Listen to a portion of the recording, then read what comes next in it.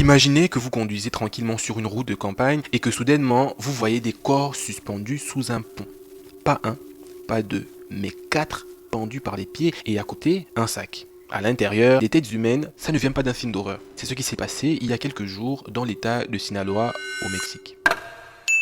C'était un matin comme les autres sur l'autoroute MEX 15 au nord de Culiacán. Les camions passaient, les ouvriers allaient travailler, les commerces s'apprêtaient à ouvrir. Mais à l'aube, un spectacle d'horreur attendait les habitants.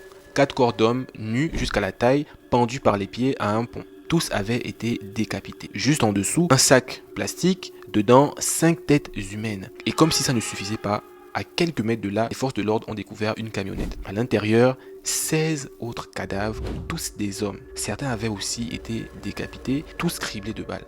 La scène était digne d'un cauchemar. Le sang avait coulé jusque sur l'asphalte.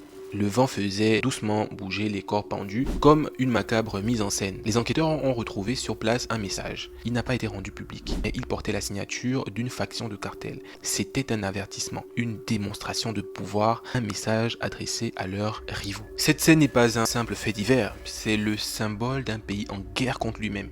Ces 20 hommes ont été sacrifiés non pas pour ce qu'ils ont fait, mais pour ce qu'ils représentaient. Et aujourd'hui encore, leurs familles pleurent, sans même pouvoir leur offrir une sépulture digne. Alors je te pose la question, si un tel carnage arrivait chez toi, est-ce que tu te sentirais encore en sécurité? Partage cette histoire pour que le monde n'oublie pas ce qui se passe à Sinaloa.